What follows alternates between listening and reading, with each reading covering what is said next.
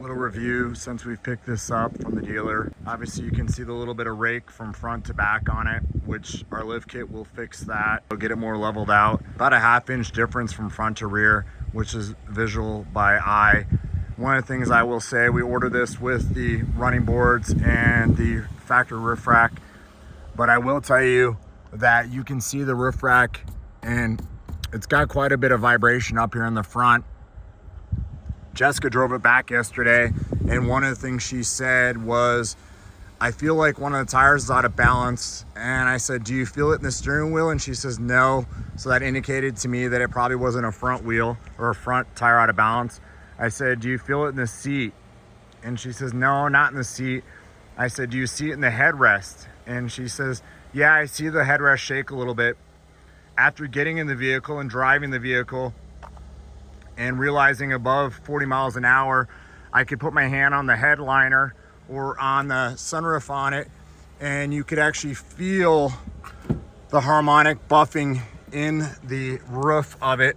So I put my hand up here on the roof and you could feel it in there, and we'll try to duplicate it again for you.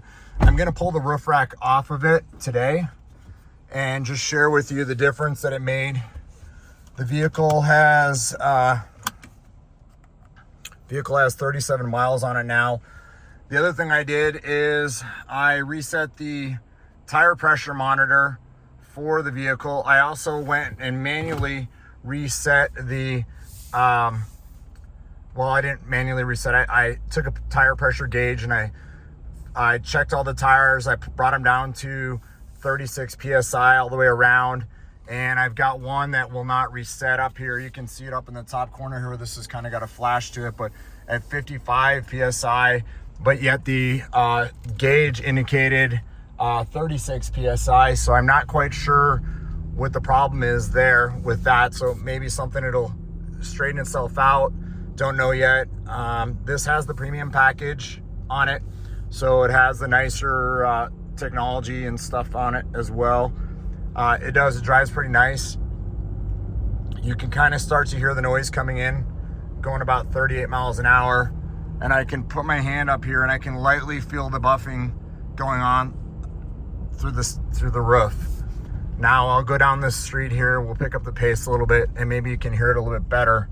But it's definitely the roof rack, and the faster I drive, the more it affects it, the more you hear it, the buffing of it.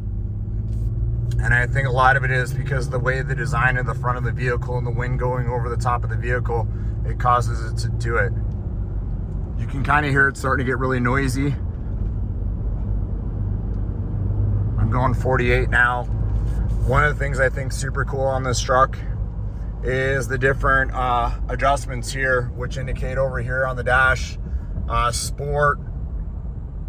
You can see Sport Plus, you can custom, you can go into normal, form, comfort, and then eco. Now I'm gonna leave it on comfort and I'm going to accelerate down the road here.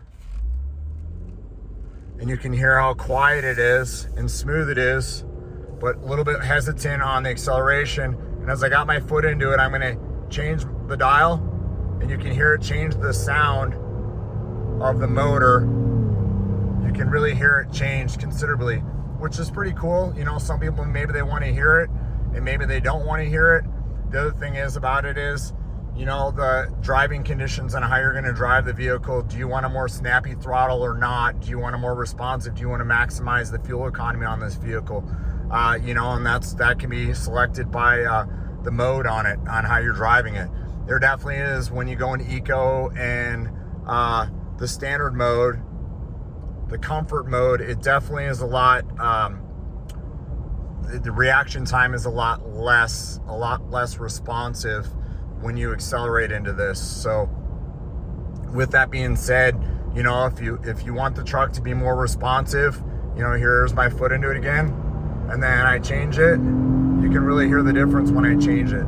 So quite a bit of difference. This truck's really nice. The tire pressure I felt was too high, and I felt like the truck rode rough. These are standard load tires rating on these tires. They are 116H, which is standard, which is like a 4-ply tire. We're going to do a 285/75/17 on this, and this is an 18-inch wheel factory. We're going to go to a 17-inch wheel and a 285/75/17, and that is going to be a C-load tire, so that will go up to a 6-ply tire. I do see guys putting a E-load tire on this, which this truck is not intended for an E-load tire. It doesn't need an E-load tire by any means.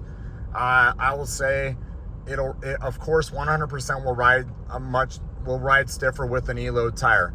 I did drop the air pressure, like I said, down to 36 psi. They were set at 40 psi. It does drive softer now with them at 36, and that was set at a cold temperature. The other thing I'll tell you is that these other people that are putting, 20-inch wheels or 22-inch wheels on these, they have less of a sidewall, and there's less availability for the lighter load tires for these vehicles. So it definitely, in that situation, is going to make them ride rougher. Whether it's got our lift on it or not, it is definitely going to ride rougher because it has less sidewall. So without having as much sidewall does not give it as soft a ride. So going to a 17-inch wheel, it should actually make the ride softer, and going to a C-load, it's going to make it a little stiffer there, but we're going to add more sidewall to it, run it at the same PSI, so really there should be not a whole lot of loss on it. I'm gonna stop talking here, but you can hear the noise from the roof rack up from the ceiling here. Going 52, I can imagine at freeway speeds it's even greater. So one of the things that we talk about our roof rack is that when our roof rack's added to these vehicles, it will get rid of the noise. We're hopefully not taking away from fuel economy, and after doing enough testing with them, we have noticed that our roof rack does not affect the fuel economy on this vehicle and does not have any wind noise to it. So that is a good positive plus thing for you. So, and you can see I'm driving a little bit more, and it hasn't recalibrated itself. The PSI has gone up a little bit, a couple PSI. Typically when you drive a vehicle for a period of time, you'll pick up 4 to 5 PSI from cold tires to warm weathered tires after they have been warmed on the road. So just good indicator there for you, just to let you know that, hey, set your tires at a PSI that's not going to cause the lights to go on, but then that'll give you the nicest ride. And then as it warms, they definitely will pick up PSI from the added temperature to the tire. So hope you enjoy some of this stuff. I'll start sharing more of this stuff.